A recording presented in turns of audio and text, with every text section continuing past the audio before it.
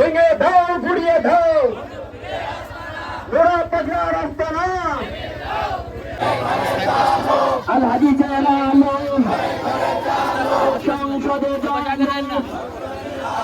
লিল্লাহি তাকবীর, লিল্লাহি তাকবীর। শিরকের বিরুদ্ধে ডাইরেক্ট অ্যাকশন, শিরকের বিরুদ্ধে ডাইরেক্ট অ্যাকশন, ভণ্ডপীরের বিরুদ্ধে ডাইরেক্ট অ্যাকশন। বাংশায় থাকবে না, বালিয়াকান্দিতে থাকবে না, রাজবাড়িতে থাকবে না। লিল্লাহি তাকবীর, আল কোরআনের আলো সংসদে জালো। বাংশায় থাকবে না, গোয়ালন্দে থাকবে না, নোয়াল পাগলার আস্তানা গোয়ালন্দে থাকবে না। তিনি উত্তম চরিত্রের অধিকারী হিসেবে আল্লাহ তাআলা আমাদের নবী জনাবি মুহাম্মদ রাসূলুল্লাহ সাল্লাল্লাহু আলাইহি ওয়াসাল্লামকে পাঠিয়েছেন। এই নবীর আগমনের মাসে নবীর বিরুদ্ধে আচরণ, নবী যেই কাজটা করলে নবী অসন্তুষ্ট হয়, এই কাজ যারা করে তার প্রতিবাদে যারা আসে না, যারা এই প্রতিবাদকে সমর্থন করে না, তারা নবীর উম্মত হিসেবে দাবি করারও কোনো এখতিয়ার রাখে না। আপনারা জানেন যে আমাদের নবীর কলেমাকে পরিবর্তন করে ফেলেছে।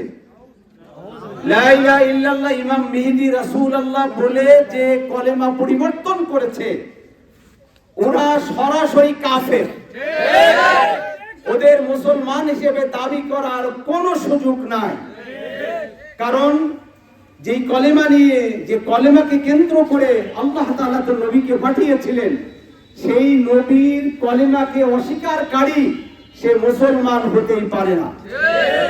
তাওহীদি জনতা, আপনাদেরকে একটা মেসেজ দেই, সেটা হলো আমাদের উপরস্থ যে আলোচনা, যদি প্রশাসন এটাকে ঘুরিয়ে দিতে ব্যর্থ হয়, অর্থাৎ কোনটা, কাবা শরীফের আদলে নুরাল ভণ্ডর কবর করেছে, সেটাকে তাওয়াফ করতেছে, অর্থাৎ কাবা শরীফ যেরকম তাওয়াফ করে ওটাকেও ঠিক ওইভাবে তাওয়াফ করতেছে, এবং ওখানে ইমাম মেহেদী হিসেবে সাইনবোর্ডও লাগিয়ে দিয়েছিল, মুসলমানের তোপের মুখে সেটাকে নামিয়েছে এবং বিভিন্ন প্রভাকাণ্ড তারা ছাড়াচ্ছে।